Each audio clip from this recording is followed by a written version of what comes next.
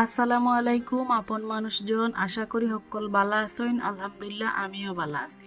আজ আপনার লগে শেয়ার করব সুজি দিয়া পুর বড়া কেক রেসিপি। এই রেসিপিটা আপনারা যে কেউ বাসাত বানাইয়া খাইতে পারবা। আর বাচ্চাইন্তর টিফিনও যদি রেসিপিটা দেন, বাচ্চাইন্তর মন এবং পেট একবারে পুরাপুরি ভরব। পুষ্টিতে ভরা এই রেসিপিটি। যাই হোক সকল রেসিপিটা বানানি আরম্ভ করিলাই। প্রথমে একটা পাত্রত আমি 2 কাপ পরিমাণ দিলাইরাম পানি। এখানে আমি 2 কাপ পানি দিয়ে এর মাঝে দিলাইরাম 1 চা চামচ চিলি ফ্লেক্স। যদি আপনারা বাচ্চাদের লগে এই রেসিপিটা বানাইন তাহলে চিলি ফ্লেক্স না দিলেও হইব। 1 চা চামচ লবণ আর কিছু ধনিয়া পাতা কুচি। এখন সবগুলো একলগে আমি বালা করে লাড়িয়ে ছাড়িয়ে নিলাম। পানি ফুটা পর্যন্ত অপেক্ষা করব। এখন আমার পানি ফুটিয়া আইছে। এখানে আমি দিলাইরাম 1 কাপ পরিমাণ সুজি। যেহেতু আমি 2 কাপ পানি নিছি ও কারণে আমার 1 কাপ সুজি লাগবো, এর চেয়ে কম বা বেশি লাগতো না। এখন সুজি গুলারে আমি পানির লগে বালা করে মিশাইয়া নিলাম। চুলার আঁচ কিন্তু এই সময় লো রাখতে হইব। লো আছে আমি সুজি গুলারে পানির লগে বালা করে মিশাইয়া লাড়িয়া ছাড়িয়া নিলাম। শক্ত হওয়া পর্যন্ত অপেক্ষা করবো আর ওরকম একটু ঘন ঘন লাড়াচাড়া করবো। যারা আমার এই ভিডিওটা দেখার যদি লাইক দিতে ভুলে যান তাইলে দয়া করে একটা লাইক দিয়ে পুরো ভিডিওটা দেখার অনুরোধ রইল। এখন মানুষ হিসাবে তো আপনার কাছে এই অনুরোধটা আমি রাখতেও পারি। যখন দেখবো আমার ডটা ওরকম হয়েছে তখন বুঝবো যে ওই গেছে পুরাপুরি রেডি। এখন আমি একটা প্লেটও তুলিয়া রাখি দিলাম।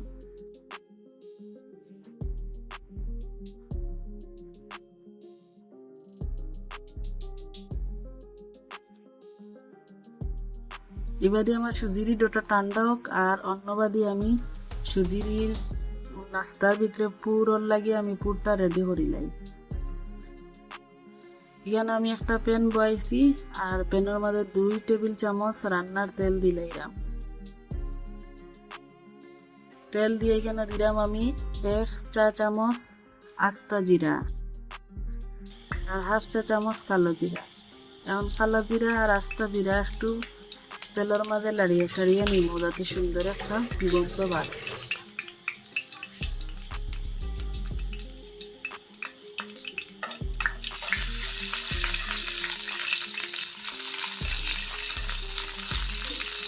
গরমও আমরা বাচ্চাদের যদি টিফিনের রেসিপিটা বানাইয়া দেই তাহলে বাচ্চাদের কোনো ক্ষতি হইতো না, বরঞ্চ তার পেটও ভরবো আর খুব খুশি হইয়া বাচ্চাদের এই খাবারটা খাইবা। তখন এখানে আমি দিলাইরাম 1 কাপ পরিমাণ পেঁয়াজ কুচি। পেঁয়াজ কুচি একটু বাজি দিলে আমি 8 থেকে 10টা কাঁচামরিচ দিতে। আপনারা জালের পরিমাণ একটু কম বেশি করিয়া নিতে পারেন। আর বড় সাইজের একটা টমেটো আমি কুচি করিয়া নিচ্ছি। সবগুলা আবারও বালা করে লাড়িয়ে ছাড়িয়ে নিলাম। এখন আমি 1 চা চামচ লবণ, 1 চা চামচ মরিচের গুঁড়া, 1 চা চামচ ধনিয়া গুঁড়া, 1 চা চামচ হলুদ গুঁড়া, 1 চা চামচ ভাজা জিরার গুঁড়া দিয়া আবার একলগে আমি বালা করে সব কিছু মিশিয়ে নিলাম।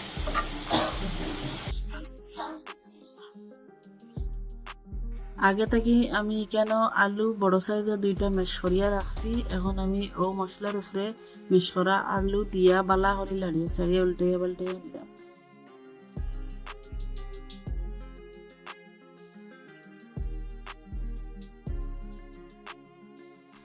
তার মজা আর একটু বাড়ানোর লাগে আমি কেন আগে থেকে সিদ্ধ করা কিছু মুরগির মাংস ওরকম জুড়ি জুড়ি করিয়া রাখছি। 1 বাটি আলুর উপরে দিলাইরাম দিয়া আবার সবগুলা একলগে বালা করে মিশাইয়া দিলাম।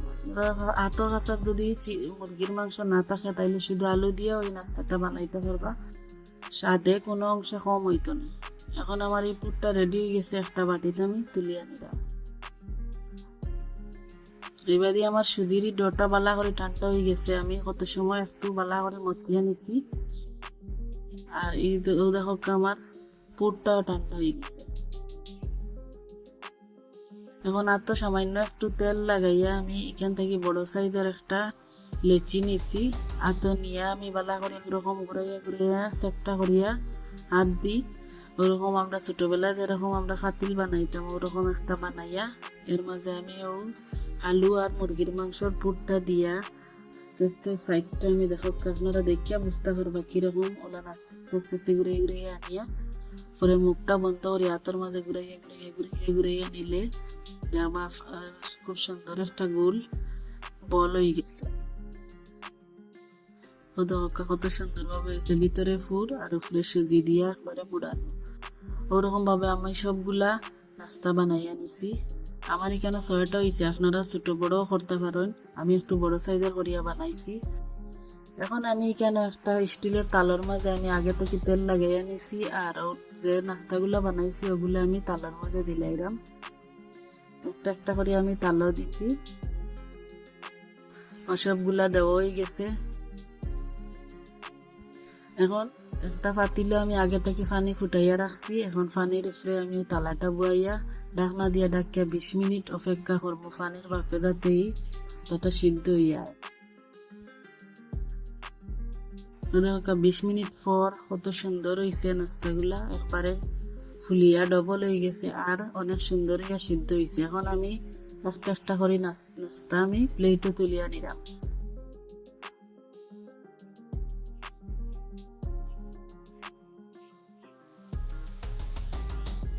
কত সুন্দরভাবে হয়েছে, কত সহজে কিন্তু স্বাস্থ্যকরী নাস্তার রেসিপিটা আপনারা বাসার যে কোনো সময় বানাইতে পারবা।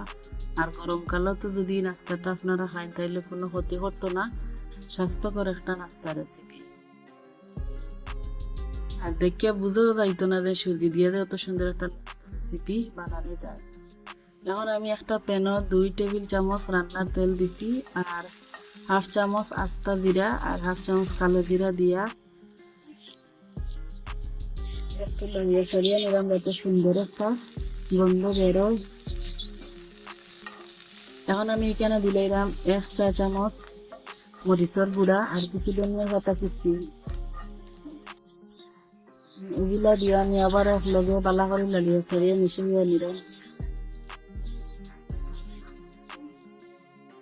এখন একটা একটা করে নাস্তা আমি মশলার উপরে দিলাম। এরকম বাজলে দেখতে এবং খাইতেই নাস্তাটা অনেক মজা লাগে। ও কারণে আর যদি আপনারা না চান তাহলে পানির বাফে সিদ্ধ করার পরে ওই নাস্তাটা খাইতে পারবা, কোনো অসুবিধা না।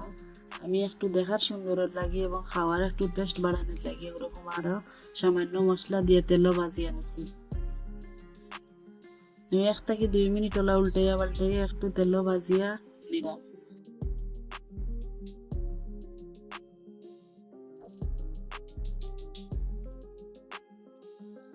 নাস্তাটা আমার হয়ে গেছে ভাজা। এখন আমি একটা একটা করে প্লেটে তুলিয়া নিলাম। তো দেখো কত সুন্দর লাগে দেখতে নাস্তাটা।